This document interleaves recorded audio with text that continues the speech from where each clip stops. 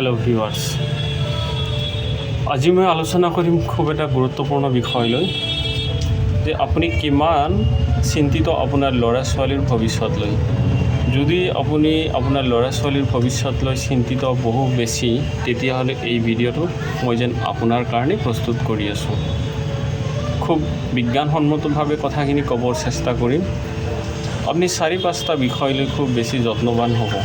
1 number, আপোনাৰ ল'ৰা আপোনাৰ ছোৱালীক যেতিয়া খাদ্য খুৱাব তেতিয়া কিন্তু মোবাইল চাই খাদ্য নোখোৱাব। বৈজ্ঞানিক ব্যাখ্যা আছে, অপকাৰ হয়। 2 নম্বৰে, তেওঁলোকে যাতে নিজ হাতেৰে খাদ্য লৈ খায়। যদি তেওঁলোকে নিজ হাতেৰে খাদ্য লৈ খায় তেতিয়াহ'লে সেই খাদ্য খোৱাৰ লগত সাইকোলজিক্যালি আৰু ফিজিক্যালি দুয়োটাই বেনিফিট তাতে পাব।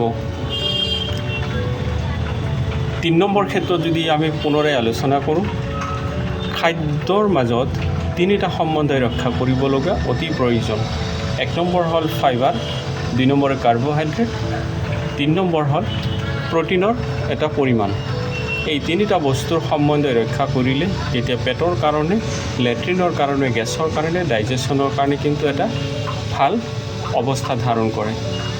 আৰু 4 নম্বৰ ক্ষেত্ৰত যদি মই অতি বেছি জোৰকৈ দিওঁ, ল'ৰা ছোৱালীক আত্মনিৰ্ভৰশীল কৰক। আত্মনিৰ্ভৰশীল কেনেকুৱা, যে তেওঁলোকে তেওঁলোকৰ বয়স হিচাপে প্ৰত্যেকটো কাম যাতে নিজ গতিবিধিত শ্ল'লি যাতে কৰি উঠিব পাৰে, তেওঁলোকে যাতে বেলেগ বাচ্চাতকৈও এইটো ক্ষেত্ৰত ভাল এক্টিভ হয়। তেতিয়াহ'লে আপোনাৰ বাচ্চা ভৱিষ্যত জীৱনৰ কাৰণে যেন প্ৰথম খোজ আগবঢ়ালে উন্নতিৰ ফালে। এই বিষয়বিলাক লৈ আৰু পুনৰাই মই ভিডিঅ' আপলোড কৰিম, যিটো ভিডিঅ'ৰ মাজত মই চাইণ্টিফিক ব্যাখ্যা আগবঢ়োৱাৰ চেষ্টা কৰিম।